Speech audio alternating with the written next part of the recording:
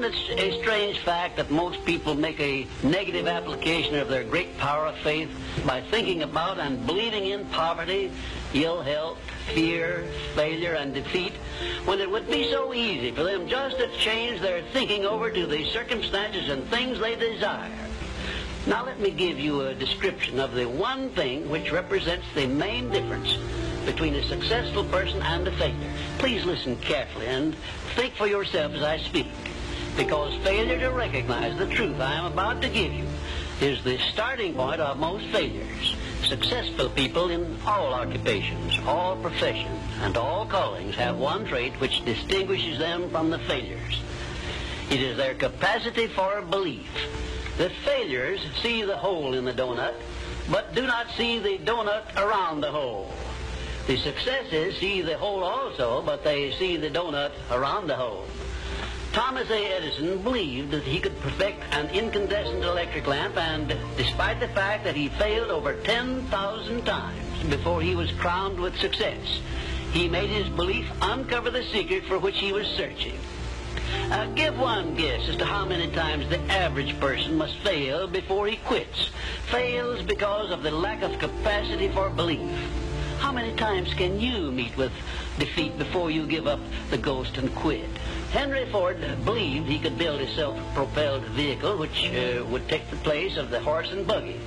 And despite the ridicule of relatives and neighbors and the lack of finances, he transmuted his belief into an industrial empire which changed the entire American way of life.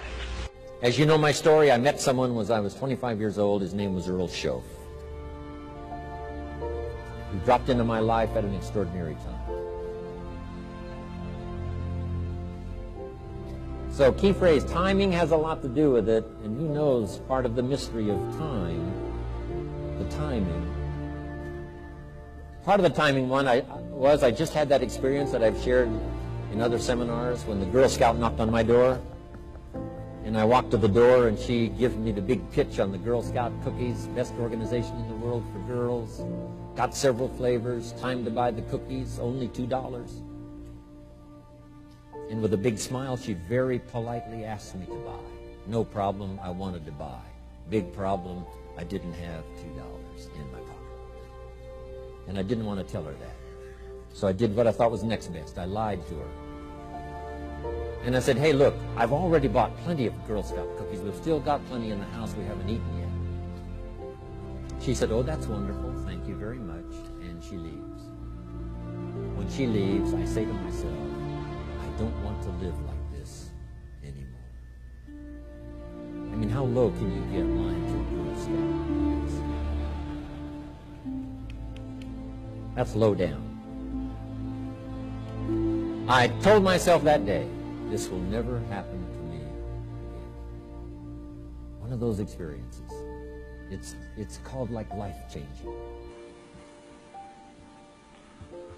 And the quadrant was the four people that make up the world of business. E stands for employee, S stands for self-employed, B stands for business owner, and I stands for investor. So my poor dad always said to me, you know, son, go to school and get a job. So he was programming me to come here. But I kept saying, but I want to be rich. My mother says, yeah, don't listen to your dad. My mother was a nurse. She says, if you really want to be rich, you should become a doctor. They make a lot of money. So my mother was saying become, you know, specialist, self-employed, or small business owner, independent. You know, you hear people say, if you want to be successful, get a profession, like something you can fall back on. You know, become a plumber, electrician, attorney, accountant, something you can fall back on. Because these guys are the smart guys. You know, these are the people that become doctors, lawyers, accountants, and they're really the brains of the class. My rich dad said to me, you know, Robert, you make a lousy employee. You can't follow orders. You don't like sitting still. And you're not very smart. I said, right. He says, you'd be very good over here.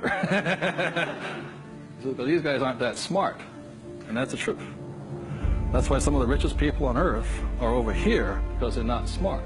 But they know how to surround themselves with smart people. And that's one of the biggest differences. If your standard is you're an athlete, then there's a certain amount of strength, a muscle tone, and energy that's available in your body on a regular basis because that's who you are. And so you do whatever's necessary to maintain that identity. Again, the strongest force in the human personality is this need to stay consistent with how we define ourselves. Because if you don't know who you are, you wouldn't know how to act. Once you lock in on that identity, your brain finds a way to keep you there. If you say, man, I'm overweight, I've always been overweight, I'm big boned, and that's the story you got, then you're going to always find a way to get back there. That's your settling point. That's your identity. That's where things lock in. If you see somebody who's in really great shape, you ask them, do you work out? You know the answer. Yes. How often? And they'll tell you 3 times, 4 times, 5 times a week, whatever. In a seminar, I'll ask people, who here works out at least 5 days a week? And I'm stand up. And you look around that room, and you know that they work out 5 times a week because you can see their body. You don't just get a result without some kind of action, without some form of ritual. Ritual meaning actions you do consistently. Now, do you think those people that are out there working out 5 days a week, do they have more time than you do? Or I have, or anybody else? Of course not. Is their life less busy? Of course not. It's just a must for them. They must work out that way, and they've made that turn and their life's changed. So I'm not saying you have to work out 5 days a week. I'm just saying whatever you really want, wants don't get met consistently. Standards do.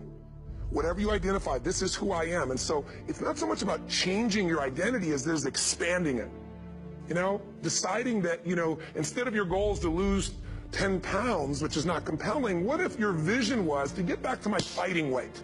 This year, this month, this next 90 days, I'm going to transform my body. I'm going to take on a new challenge. I'm going to find some technique or strategy, there's a million of them, that can reframe myself where I want to feel younger, stronger, more vibrant than ever before. Here's my reasons. Because I want the energy to really make my life work. Because it's tough out there, and I want to be stronger than I've ever been before. I want to go in front of the mirror, and if I'm naked, not, want to laugh. I want to look there and take a good look and go, yeah, I'm proud of whatever I see there. Whatever it takes, something's going to make you laugh, smile, something that's going to tease yourself, but something's going to move you to another level. If you identify yourself in a new way, and you own that every day, and that becomes the standard of how you live, you'll find the way to make that standard real. Money's the same way. Think about it. It doesn't matter what's happening, quote unquote, in the marketplace. People that make money find a way to make money no matter what, don't they? I mean, most people's standard is to pay their bills. So that's what most people find a way to do, even when economic times get tough. Most people, if that's their absolute standard, they find a way. Some people's standard is pay their bills most of the time. And so most of the time they do. Some people's standard is not just to pay their bills, but to take care of their family and maybe even some of their friends. And they find a way. In fact, some people may be in a family where they don't have enough money. They barely have money to pay their bills. They work their guts out. And then somebody, their mother, their father, somebody else, their sister gets ill, and there's not enough money to take care of it. Nobody else has money in the family. They don't either, but they find a way to get that money to take care of their mother or father, don't they? And pay their bills. They never could do it before. Why? The situation made them raise their own standard. And not everybody does that. Somebody else in the family might have money and still not take care of their mother. It all comes down to the inner game, my friends. Changing your life is a change in the inner game.